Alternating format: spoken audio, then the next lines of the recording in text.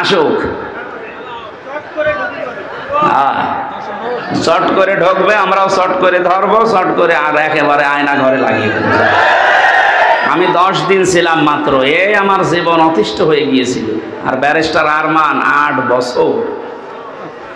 আপনি ভাবতে পারেন কত বড় কঠিন জায়গা এটা।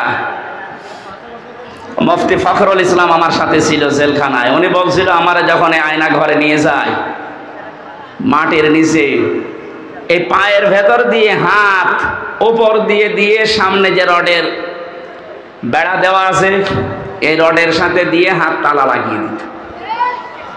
আপনি যেহেতু কায়দ হবে না, সেই কায়দা নেই। আমারে বলতো, হামজা ভাই, আমার মাঝে মাঝে মনে হতো আল্লাহ হয় মরণ দাও, না একটু শোয়ার ব্যবস্থা করে দাও।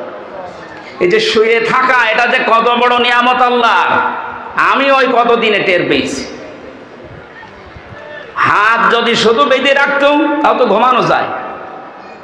হাতে পায়ের ভেতর দেয়, সামনের দিকে রডের বেড়া ওর সাথে লাগিয়ে তালা লাগিয়ে দেয়। দেখ, 1.5 মিনিট সময় দেয় টয়লেট করার জন্য। আর খাবার যা দেয় মনে হয় কেউ মাখিয়ে রেখেছে, ওইটাই এনে দেয়। খালে খান, না খেলে মরে যান। মানে মরে গেলে তো আর অসুবিধা নেই, কেউ তো জানে না যে ও আছে কিনা, এমনি মানুষ মরে যায়। আমার নাই ভেতরে কোরআন শরীফ ছিল, প্রতিনিয়ত আমি কোরআন শরীফ পড়তাম আর বিভিন্ন দৃশ্য ভুলে থাকতাম। কিন্তু যারা হাফেজ না, কোরআন শরীফ নেই, তাদের কি অবস্থায় 8টা বছর কেটেছে বলেন তো। আমার 3 বছরই যেতে চাই না, আমার ডায়াবেটিস হয়ে গেছে, অথচ আমার শরীর চলে না। এই শরীরে ডায়াবেটিস হলে মেনে নেওয়া যায়? কি কষ্ট দিয়েছিল ওই মানুষগুলোকে। আমার মনে হচ্ছে এই দেশের 18 কোটি মানুষ যদি এই জালেমকে মাফ করে দেয়, ব্যারিস্টার আরমানের বউ জীবনও মাফ করবে।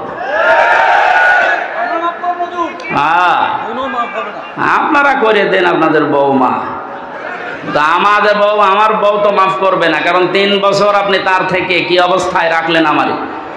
জেলে দিলে কোনো সমস্যা না, জেলে দিলে 7 দিন পর পর দেখা করা যায়, কথা বলা যায় মোবাইলে। আর আমার একেবারে বিচ্ছিন্ন, সরকারি মোবাইল তো কল্পনাই করা যায় না। দায়িত্বে যেগুলো দিত সবগুলো হিন্দু, সুভাষ দাস, সুব্রত বালা, দেবদাস, দেবদুলা, এই নাম শুনলেই মনে হচ্ছে যে এ কিছু না কিছু করবে। এসে 24 ঘন্টা পায়ের কাছে হাতের কাছে বসে থাকবে। আমি তো কারোর সাথে কথা বলবো না। সবচাইতে বেশি ঝামেলায় লেগেছিল আমারে আর মাওলানা মামুনুল হক। আপনি কেন করলেন এইটা? এমনিতে জেলে দিতেন, আটকে রাখতেন, রাখেন। কয়েকদিন আগে আমার মামলা সব খারিজ হয়ে গেছে। মানে আগস্টের 5 তারিখের পরে যেই মামলা তুলেছে সব খারিজ করে দিয়েছে বিচারপতি। বলছে কি দেখে মামলার বিচার করবো, এর ভেতরে কোনো মাল নেই, যা।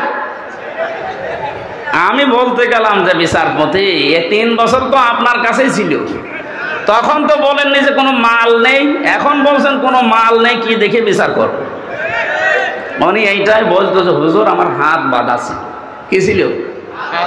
এখন আমার হাত খোলা আছে, এখন আর তো কেউ বাধা দেওয়ার মতো নেই। এখন সত্যটা আমি সত্য বলে জানিয়ে দিলাম যে আপনি নির্দোষ, কোনো দোষ আপনার আমি পাইনি।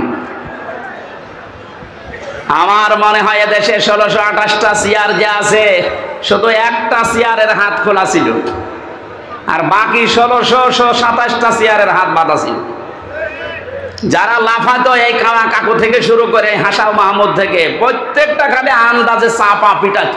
ওদের কথায় ভক্তরাই কোনো মিল নেই।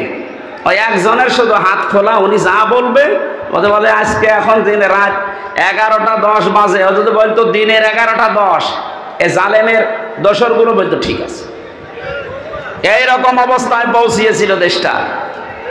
সেখান থেকে অন্তত আস্তে আস্তে যখন হাত খোলা আরম্ভ হয়েছে, আমরা চাই এদেশে কিয়ামতের আগে যেন আর কারো হাত বাঁধা না হয়।